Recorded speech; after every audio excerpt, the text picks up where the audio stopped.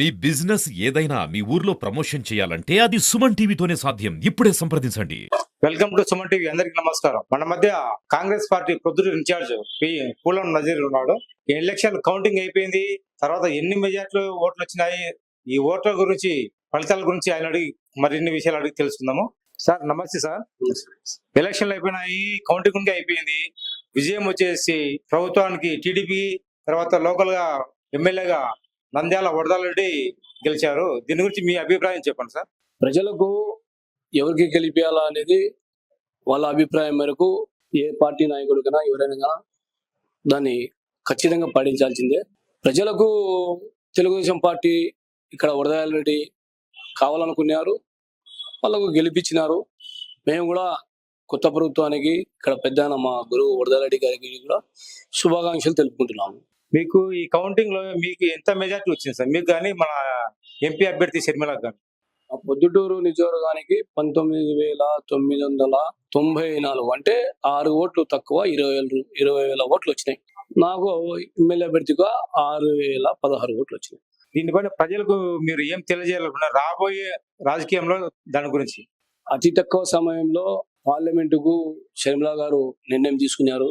ఇక్కడ మన పొద్దుటూరు నియోజకవర్గానికి కూడా ఒక 10-12 రోజులు టైం ఇచ్చి నాకు ఎమ్మెల్యే అభ్యర్థిగా ప్రకటించడం జరిగింది. సందర్భం తక్కువ ఉంది కాబట్టి కొన్ని డోర్ టు డోర్ కానీ, కొన్ని వ్యాపార సంఘాలు కానీ, కొన్ని వార్డులలో మనం ఓట్లు అడిగేదానికి టైం చాలాగా తిరగలేకపోయినాము. అయినా సంతోషం, ఏ ఒక్క రూపాయి లేకుండా, ఏం ఆశించకుండా ప్రజలు ఇన్ని ఓట్లు వేసినామంటే మనకు ప్రజలందరికీ శిరస్సు ఉంచి నమస్కరించి తెలుపుకుంటున్నాం. నోటుకు ఓటు అనేది లేకుండా మీరు ప్రజలు మీకు ఎంతో ఓటు వేసినారు. రాబోయే కాలంలో కానీ, ఈ 5 ఏళ్ల చరిత్రలో కానీ మీరు ఈ ప్రజలకు ఏం చేయలేదు? మేము ఎంతసేపు ఉన్నా కానీ ఇప్పుడు ఉండే ప్రభుత్వానికి కూడా మాది గోల్ ఒకటే, కాంగ్రెస్ పార్టీది. రాష్ట్రం అప్పులు కుప్పులుగా ఉంది. అప్పుల్లో నుంచి బయటికి తేవాలా అంటే విభజన హామీలు రావాలా, ప్రత్యేక హోదా రావాలా, జిల్లాకు ఉక్కు ఫ్యాక్టరీ రావాలా, మనకు రాజధాని ఏ రాజధాని ఉందో అదే రాజధాని కొనసాగించాలా. ఆ విధంగా చేస్తే మెట్రో రైలు కానీ, విశాఖపట్నం, దుగ్గరాజపట్నం కానీ, విభజన హామీలు ఏమి ఉంటే అవి డెవలప్మెంట్ చేస్తే ఖచ్చితంగా రాష్ట్రం కూడా డెవలప్మెంట్ అవుతుంది, ఉద్యోగ అవకాశాలు వస్తాయి, మంచి పరిపాలన సాగిస్తుంది. అది చేయకుంటే మళ్ళీ వచ్చే రోజుల్లో ప్రజలు మళ్ళా తెలుగుదేశం ప్రభుత్వానికి బుద్ధి చెప్తారు. పొద్దుటూరుకు ఏం చేయాలా, వైసీపీ ఏం చేయలేదు, టీడీపీ ఏం చేయాలనేది మీరు చెప్పండి. వైసీపీ ప్రభుత్వము ఎంతసేపు ఉన్నా దోపిడీ ప్రయత్నము, రియల్ ఎస్టేట్ వ్యాపారము, క్రికెట్ బుకీల పెత్తనము, ల్యాండ్ మాఫియా, వైన్ మాఫియా, ఇట్లా ఇసుక, ప్రతిదీ ఎక్కడ పోయినా వాళ్ళ పెత్తనమే. దానికి ప్రజలు ఇసిగించినారు. వాళ్ళ వర్గీయులు దౌర్జన్యాలు చేస్తారని ప్రజలు చీకొట్టినారు. ఆయన 83లో కొత్తూరు ఎమ్మెల్యే అయినారు. మళ్ళీ తర్వాత ఆయన చనిపోయేంత వరకు ఎమ్మెల్యే కాలే. అది దుర్మార్గం అనేది కొన్ని రోజులు చూస్తారు ప్రజలు, మళ్ళా శాశ్వతంగా వాళ్ళని ఇంకా తెరపైకి రానియరు అనేది నా ఆలోచన. పొద్దుటూరు పట్టణానికి అభివృద్ధి చేయమని చెప్పి పెద్ద ఆయనకు, మా గురువు అయిన వరదరెడ్డి గారికి కోరుకుంటున్నాం.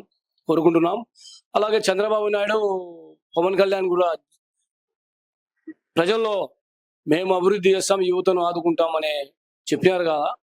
అదే విధంగా మీరు ఆదుకోండి, రాష్ట్రాన్ని అభివృద్ధి చేయాలని చెప్పి వాళ్ళకు కూడా మేము సూచనలు ఇస్తున్నాం. ఎన్నికలలో కాంగ్రెస్ పార్టీని కొంతమంది ఆదరించారు.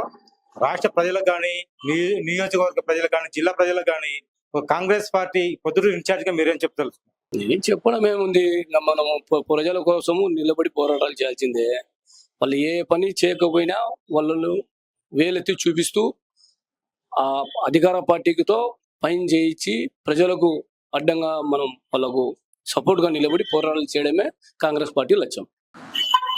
టీడీపీ ప్రభుత్వం అధికారం చేపట్టిన తర్వాత ప్రజలకు ఎటువంటి సమస్యలు తీర్చకపోయినా కనుక ప్రజల తరఫున అండగా ఉండి పోరాడతామంటున్నాడు ప్రొద్దుటూరు కాంగ్రెస్ పార్టీ ఇన్ఛార్జ్ నజీర్.